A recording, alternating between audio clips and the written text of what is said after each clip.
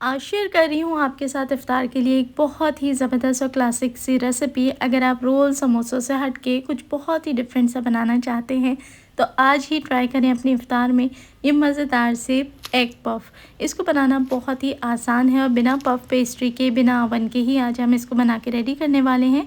तो फिर रेसिपी को ट्राई ज़रूर करें। बिस्मिल्लाहिर्रहमानिर्रहीम, अस्सलाम वालेकुम and welcome back to my YouTube channel. मैं हूं सिद्रा और आज बनाएंगे ये ज़बरदस्त से बहुत ही पफ़ी और फ्लेकी एग पफ्स। तो सबसे पहले हम पफ्स के लिए डो को रेडी कर लेते हैं, जिसके लिए हमने लिया है 2 कप के जितना मैदा। मैदे में जाएगा आधा चम्मच नमक और कुकिंग ऑयल ऐड करना है हमने 3 से 4 टेबल स्पून। बहुत अच्छे तरीके से अब मैदे को मिक्स करेंगे ऑयल के साथ कि इसके क्रम्स बन जाएं। जब हम मैदे के अंदर घी या ऑयल ऐड करते हैं तो उसका मेन मकसद यही होता है कि इसके अंदर क्रम्स बने, फ्लेक बने, ये भुरभुरा हो जाए, ना कि ये सख्त हो जाए। तो आपने इसको अच्छे तरीके से पहले घी के साथ मिक्स कर लेना है। अच्छा, इसमें हमने ऑयल का इस्तेमाल किया है, आप इसकी जगह घी भी ऐड कर सकते हैं। और फिर आपने एक डो रेडी करनी है जो कि मीडियम कंसिस्टेंसी की होनी चाहिए।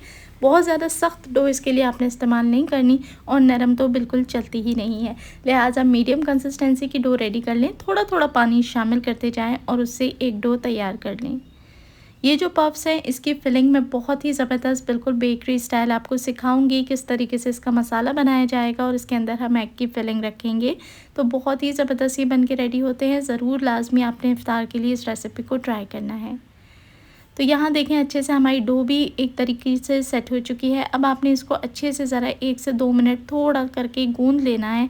इससे क्या होता है कि एक लोच आ जाती है, आटे में एक लचक आ जाती है, जिसकी वजह से जो आटा है वो बहुत अच्छे तरीके से गूंथता है और उससे फिर जो भी चीज़ आप बनाते हैं वो बेहतरीन बनती है, फूलती भी है, पफ़ी भी रहती है, सख्त नहीं होती बल्कि खस्ता बन के रेडी होती है।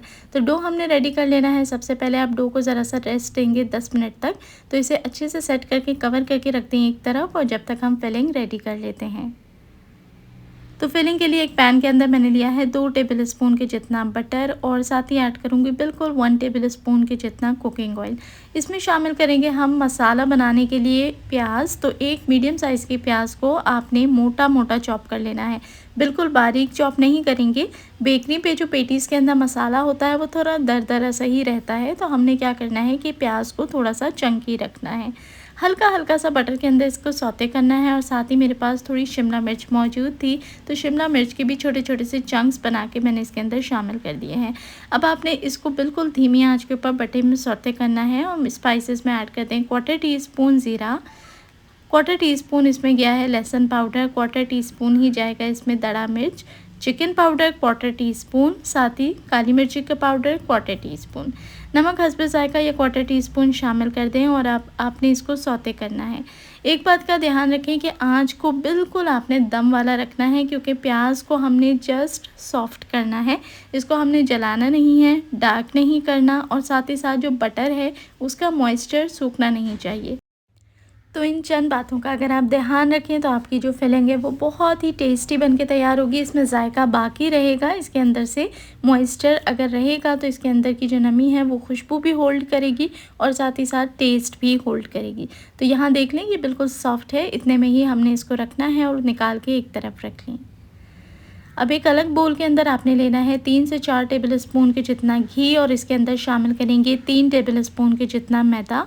और हमने इसकी एक थिक सी स्लरी बनानी है। बेसिकली क्या है कि पफ पेस्ट्री से जब हम पेटीज़ वगैरह बनाते हैं तो वो तो वैसे ही नेचुरली फ्लेकी होते हैं, लेकिन विदाउट पफ पेस्ट्री जब हम मैदे से बनाते हैं तो उसके अंदर हमने ये मिक्सचर बीच में लेयर्स के लगाना होता है, ताकि क्या है कि फ्राइंग के बीच में जो परतें हैं वो खुल सकें और काफ़ी लेयरी और फ्लेकी आपकी जो भी चीज़ आप बना रहे हैं वो बन के रेडी हो। तो ये मैदे और घी का मिक्सचर आपने रख के एक तरफ रखना है। अब हमारी फिलिंग भी रेडी हो चुकी है, मिक्सचर भी रेडी हो चुका है। तो जो डो हमने सेट करके रखा था उसको एक बार फिर से हम नीट कर लेंगे। डो की कंसिस्टेंसी देख लीजिए, बिल्कुल आपके सामने है, सख्त नहीं होना चाहिए। अब डो को आपने हाथों की मदद से इस तरह लंबाई में थोड़ा सा गूंद लेना है और इसके 3 हिस्से कर लेंगे। 2 हिस्सों को हम यूटिलाइज़ करेंगे बाद में, और एक हिस्से से मैं आपको बनाना सिखाऊंगी ये पफ्स। तो इसका हमने क्या करना है, अभी ये काफ़ी मोटा है तो इसका हमने एक पतला सा लंबा सा रोल बना लेना है और उसमें से हमने छोटे छोटे से 4 से 5 पेड़े निकाल लेने हैं। अब ये जो कट्स लगाए हैं मैंने, इसके हम बिल्कुल गोल पेड़े बना के रेडी कर लेंगे, क्योंकि इससे हमने चपातियाँ बनानी हैं। तो बहुत ही सिंपल तरीका है, बस रेसिपी को आपने फॉलो करना है। पेड़े को लेते जाएं और उससे एक मीडियम साइज़ की रोटी तैयार कर लें। रोटी की जो थिकनेस है वो बिल्कुल बारीक होनी चाहिए, बहुत ज़्यादा मोटी आपने इसको नहीं रखना। लेकिन एक बात का ख्याल रखना है कि बहुत ज़्यादा आपने बड़ी रोटी इस स्टेज पे नहीं बेलनी। तो बस इसी तरीके से जितने भी 4 या 5 पेड़े बने हैं उसके आपने एक ही साइज़ की रोटी बना के रेडी करनी है। अब एक रोटी को लेके ये जो हमने घी और मैदे वाला मिक्सचर बनाया था, इस मिक्सचर को हम रोटी के ऊपर अप्लाई करेंगे। अब याद रहे कि जो मिक्सचर है इसको हमने बहुत अच्छे तरीके से लगाना है कि पूरे कॉर्नर्स पे और सेंटर पे ये बहुत अच्छे तरीके से लगा हुआ हो। अगर थोड़ा थोड़ा करके ऐड करेंगे तो इतनी अच्छे से आपकी लेयर्स नहीं खुलेंगी, वो फ्लेकी नहीं बनेगा। तो आपने पूरे पे बहुत अच्छे से घी वाला मिक्सचर लगा के इसके ऊपर भरपूर मैदा डस्ट करना है। फिर उसके ऊपर बेली हुई दूसरी रोटी रखेंगे और उस पर भी इसी तरीके से आपने घी वाला मिक्सचर लगा देना है अच्छी तरह, और साथ ही इसके ऊपर मैदा स्प्रिंकल करना है ठीक ठाक तरीके से कि ये पूरी कवर हो जाए। बस यही प्रैक्टिस आपने करती रहनी है। 4 से 5 रोटियां जब तक आपकी ख़त्म ना हो आपने इसी तरह घी लगा के खुश्का रखना है और फिर रोटी रखते जाना है। आखिरी वाली जो रोटी होगी उसके ऊपर आपने ना ही तो घी लगाना है और ना ही खुश्का। बस आखिरी रोटी रखने के बाद आपने बेलन की मदद से इसको एक बड़ी रोटी में तब्दील कर लेना है और बेलते बेलते इसको एक लंबी और बहुत ही बारीक सी रोटी में, जैसे कि आपको थिकनेस नज़र आ रही है, आपने इसको तब्दील कर लेना है। अब आपने आधी रोटी को एक तरफ से अंदर फोल्ड करना है और बाकी आधी को उसके ऊपर ओवरलैप करना है और यहाँ पर भी एक घी वाला मिक्सचर आपने पूरी रोटी के ऊपर अच्छे से लगाना है। उसके बाद आपने इसको आधी तरफ से अंदर फोल्ड करने के बाद बाकी आधे हिस्से को भी उसके ऊपर फोल्ड करके एक स्क्वायर सा पराठा बना लेना है। उसके बाद चाहें तो इसको थोड़ा सा रेस्ट दे लें और चाहें तो डायरेक्टली भी आपने इसको बेल लेना है।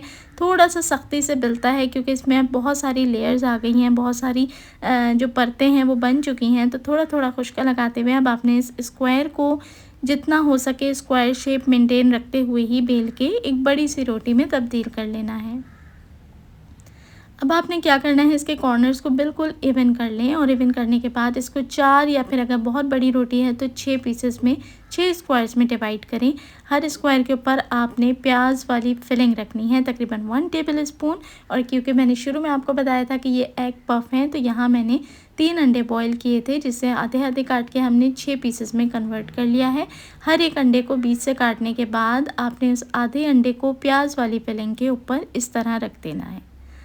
अब 3 साइडों को हम पानी लगा के सील करने के लिए कवर करेंगे। तो आपने ब्रश की मदद से हल्का हल्का पानी 3 साइडों पे लगाना है और चौथी जो साइड जहाँ से हमने फोल्ड करना है उस पे पानी नहीं लगेगा। तो ये देखें, इस तरीके से आपने चौथी साइड को उठा के इसके ऊपर इस तरह फोल्ड करना है। अब कॉर्नर्स से आपने इसको नहीं दबाना, बल्कि अंडे की जो गोलाई है सिर्फ उतने हिस्से से आपने उंगलियों से इसे सील करना है। साइड की लेयर्स को हमने खुला छोड़ देना है, उसी से सारी परत बनेगी। अगर हम साइडों से भी इसे प्रेस कर देंगे तो ये लेयर्स खुल नहीं सकेंगी। तो फ्राई करते टाइम हमारे पफ की जो लेयर्स हैं वो इसी कॉर्नर से खुलेंगी। तो एक बार फिर से अच्छे से देखें, अपने सील इसको सिर्फ अंडे वाली पोजीशन से करना है। इस स्टेज पे अगर आप चाहें तो बना के इनको फ्रीज़ भी कर सकते हैं। फ्रीज़ करने का मेथड बहुत ही सिंपल है। किसी भी एयर टाइट कंटेनर या जिपलॉक बैग में रख के आप इसको पूरे महीने के लिए स्टोर कर सकते हैं। फ्राइंग के लिए मेथड बहुत ही सिंपल है। फ्राई पैन में कुकिंग ऑयल ले लें और उसके बाद बिल्कुल धीमी आंच के ऊपर आपने इसको फ्राई करना है। याद रहे कि अगर आप इसको तेज़ आंच पे फ्राई करेंगे तो अंदर से इसकी लेयर्स कच्ची रह जाएंगी और साथ ही साथ मैदा है तो बाहर से ही बहुत जल्दी कलर पकड़ लेगा। तो तसल्ली के साथ इसको आपने 15 से 20 मिनट लगा के बिल्कुल दम वाली आँच पर फ्राई करना है, बिल्कुल उसी तरीके से जैसे मैंने आपको कीमा कचौरी की रेसिपी में मेथड बताया था, सेम वही मेथड को फॉलो करना है। तो धीमी आंच पे अलट पलट के इसको तब तक पकाएं जब तक कि ये क्रिस्पी ना हो जाए, खूबसूरत सा गोल्डन कलर ना ले ले। उसके बाद आपने इसको डिश आउट करना है और यहाँ आपके इफ्तार के लिए बहुत ही मज़ेदार क्रिस्पी एग पफ बन के बिल्कुल रेडी हैं। ये बहुत ही डिफरेंट, मज़ेदार और यूनिक सी रेसिपी है, इसको ज़रूर ट्राई करें। और रमज़ान के अलावा भी आप इसको टी टाइम स्नैकिंग के तौर पे यूज़ कर सकते हैं। हाई टी में बना सकते हैं, बहुत ही क्रिस्पी और फ्लेकी ये रहती है। तो यहाँ हमारा जो एग पफ है वो तैयार है। अब इसको तोड़ के भी देखते हैं। तो माशाल्लाह से लेयर्स भी नज़र आ रही हैं और यहाँ चेक करें कि ये कितना खस्ता बन के रेडी हुआ है। तो आज ही इफ्तार में इस मज़ेदार सी रेसिपी को ट्राई करें और अगर रेसिपी अच्छी लगी तो वीडियो को लाइक करके दोस्तों के साथ भी लाजमी शेयर करें। चैनल पे नए हैं तो मैं रिक्वेस्ट करूँगी सब्सक्राइब लाजमी करें और वीडियो के नीचे अपने शहर का नाम मेंशन करना बिल्कुल ना भूलें। अपना रखें ढेरों ख्याल। देखने वाले सभी लोगों का बेहद शुक्रिया।